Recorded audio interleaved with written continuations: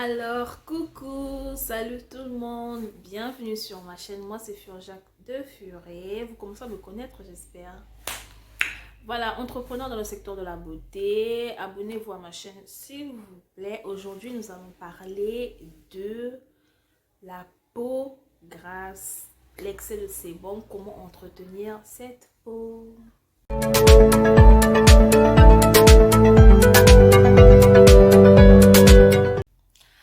Voilà, j'espère que vous allez bien. Moi, je me porte mieux. Du coup, on refait les vidéos. Voilà. Donc, nous allons parler de la peau grasse parce que sur ma page Facebook, Sariel Beauty and Accessories, voilà, c'est ma marque de produits cosmétiques naturels.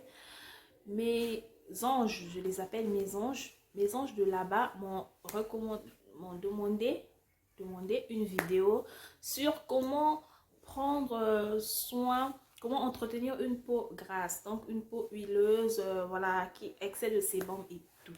Donc j'ai profité de le faire ici, comme ça je vais aussi le partager là-bas parce que euh, j'ai la flemme de faire les lives ces derniers temps, donc je le fais comme ça, voilà. Et les deux côtés auront un contenu. Voilà. Donc, comment prendre soin d'une peau grasse? Déjà, c'est quoi une peau grasse? C'est une peau où il y a excès de sébum, en fait. Donc, le visage est huileux, souvent sur la zone T, ici et là. Voilà. Donc, le nez qui... Quand tu fais ça, il y a l'huile. Deux fois, tu n'as même pas besoin de faire ça. C'est huileux. Quand tu te maquilles, quelques heures après, voilà, l'huile monte. Tu peux frire la banane avec. Donc, c'est un peu ça. Euh, en quelque sorte, un visage gras, un visage huileux. Donc, déjà, le visage huileux, c'est l'excès de sébum. Donc, ça veut dire que le sébum est déréglé. Donc, ça dépend. Soit vous avez utilisé des produits non appropriés, soit ça peut être psychologique, donc peut-être le stress ou je ne sais quoi. Donc, voilà. C'est un peu ce genre de choses qui suscite l'excès de sébum ou carrément le manque de sébum. Parce que lorsque tu as un manque de sébum, c'est là où tu as un visage sec. Donc là où c'est là où tu as une visage... Ah, désolé. Là où j'allais dire là où tu as une peau sèche. Donc maintenant, comment venir à bout de l'excès de sébum? Donc déjà, il faut savoir que quand tu as l'excès de sébum, c'est donc il y a beaucoup de gras. Il faut plutôt opter sur des produits comment dirais sur des produits astringents, sur des, des ingrédients acides, donc des fruits acides, voilà, comme le citron, l'orange et toutes les histoires comme ça. Voilà, comme ça va venir récupérer l'excès de graisse. Maintenant, il y a un point où, là où les gens ne font pas bien ou exagèrent, c'est là où, lorsqu'on utilise maintenant à fond des produits acides. Donc, voilà, des produits acides, des produits astringents. Donc, des produits astringents, c'est des produits qui... La graisse, vous voyez, non? Voilà. Donc, les gens exagèrent dessus. Et après, au lieu qu'on puisse retrouver une peau normale, on assèche la peau. Donc, lorsque on va à fond sur le citron, on va à fond sur l'argile, il faut utiliser l'argile. Déjà, il faut savoir que même si ton visage est gras, il faut éviter d'utiliser l'argile tous les jours. En fait, l'argile s'utilise 2 à 3 fois par semaine. Lorsque je dis ça, je parle de l'argile, je parle de l'application sur la peau, sur l'ensemble du visage. Lorsqu'on fait un masque, voilà, par exemple, notre masque au Nila, nous le recommandons 2 à 3 fois par semaine, pas plus. Voilà. Ensuite, qu'est-ce que j'allais encore dire? Et il y a aussi des lotions. Il y a des gens qui fabriquent des lotions très fortes avec de l'alcool dedans. Du coup, ça va venir, voilà, l'alcool aussi est astringent, mais après, ça va venir agresser la peau après, vous voyez. Donc, il faut éviter des produits avec de l'alcool, des produits avec l'alcool dedans, des acides forts, parce que, voilà, des acides forts. Pardon. Des acides forts. Voilà, donc il faut éviter. Et il y a des gens qui fabriquent des produits décapants, des produits dépigmentants. Voilà, c'est ce qu'ils recommandent aux gens qui ont des peaux grasses. Vous voyez, donc beaucoup d'acide, ils dépassent des doses et tout. Après, ça t'arrange aujourd'hui, demain, ça te crée un autre problème. Donc, la solution que moi étant cosméticienne certifiée, oui, je vous recommande, au lieu des lotions fortes, d'utiliser des hydrolats tels que l'hydrolat de rose. Donc ça, c'est de l'eau de rose pure. Ça, franchement, je me dis qu'on ne peut pas le manquer. C'est un must-have de la beauté, en fait, parce que ça, c'est trop bon pour tout type de peau, en fait. C'est très bon pour une peau sèche. Ça vient réhydrater ton visage. Les peaux grasses, aujourd'hui, nous parlons des peaux grasses. Donc, pour les peaux grasses, imagine, ça vient réguler ton sébum. Ça vient réguler ton sébum. Du coup, tu n'auras plus trop de... Voilà, grâce à la rose séchée, ça va venir absorber, voilà, cet excès de graisse-là sans t'assécher la peau, en fait. Parce que n'oublie pas, ça hydrate aussi. Donc, c'est très bon, sans alcool. Et il faut utiliser le pur. Voilà pourquoi je recommande celui de Saraya Beauty. Parce que c'est pur. C'est sans mélange. Vous voyez? Voilà un peu. Donc, je le recommande vivement. Et à la place des lotions là, vous pouvez aussi utiliser de l'hydrolat, de fleurs d'oranger, voilà, de lavande. En tout cas, utiliser des hydrolats, mais des hydrolats purs. Purs. Déjà, ça va vous aider pour nettoyer votre visage, voilà, avant d'aller à la douche ou même après la douche, avant tout soin. Voilà, vous pulvérisez sur votre visage, il est naturel. Voilà, à n'importe quel moment, vous pouvez toujours l'appliquer sur le visage. Et ça rafraîchit le visage pour ceux qui sont là où il fait chaud. Voilà, donc après ceci, il faut utiliser, comme je l'ai dit, des acides. Donc, vous pouvez faire des masques visage à base de citron.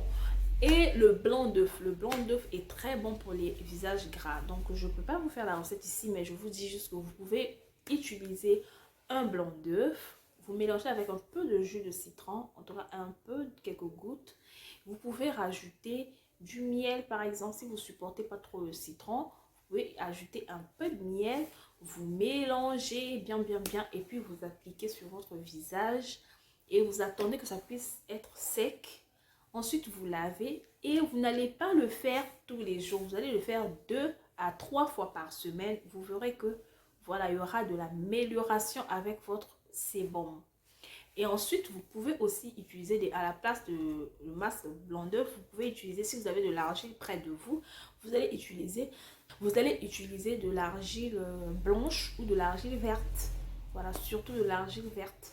Vous allez l'utiliser en masque, voilà, sur le visage, toujours 2 à 3 fois par semaine. On ne va pas brusquer la peau du visage, parce que malgré toutes les imperfections que la peau du visage peut avoir, il faut toujours se souvenir que la peau du visage est très sensible plus que le reste du corps.